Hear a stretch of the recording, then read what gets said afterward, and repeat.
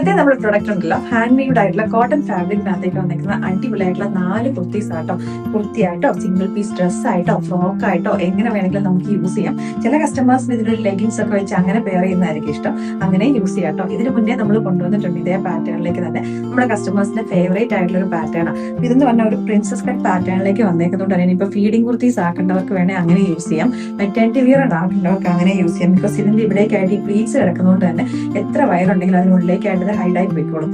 നല്ല ബ്യൂട്ടിഫുൾ ആയിട്ട് വന്നേക്കുന്ന പാറ്റേൺ ആണ്. ഇപ്രാവശ്യം നമ്മൾ ഇതിന് വൺ സൈഡ് പോക്കറ്റും കൂടെ കൊണ്ടുവന്നിട്ടുണ്ട് കേട്ടോ. ഫസ്റ്റ് ഷെയ്ഡ് വന്നേക്കുന്നത് നല്ല ഭംഗിയുള്ള ഒരു പീകോക്ക് ഗ്രീൻ ഷെയ്ഡാണ്. ഒരു ഡാർക്ക് ഒരു ഗ്രീനും പീകോക്കും കൂടെ മിക്സ് ചെയ്തേക്കുന്ന ഒരു ഷെയ്ഡ്. അതിനകത്തേക്ക് നല്ല ബ്ലൂ കളറിലേക്കുള്ള ത്രെഡിന്റെ റൗണ്ട് ബുട്ടാസ് ആ വന്നേക്കുന്നത്.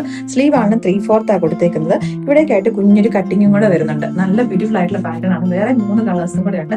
ഇതിന്റെ പ്രൈസ് നമ്മൾ കൊണ്ടുവന്നേക്കുന്നത് 849. ഇവിടെ നെക്സ്റ്റ് ഷെയ്ഡ് വന്നേക്കുന്നത് നമ്മുടെ വൈൻ പിങ്കും റാണി പിങ്കും കൂടെ ബ്ലെൻഡ് ചെയ്തേക്കുന്ന ഒരു ഷെയ്ഡാട്ടോ. അത് അങ്ങനെ ഒരു ഷെയ്ഡായി മാറാൻ റീസൺ ഇതിനകത്തേക്ക് ഒരു ബ്ലൂ കളറിൽ ഒരു ത്രെഡ് വീവിങ്ങും കൂടെ വന്നിട്ടുണ്ട്. ഒരു ഡബിൾ ഷെയ്ഡ് പോലെ തോന്നുന്ന ഒരു ഫാബ്രിക് കേട്ടോ.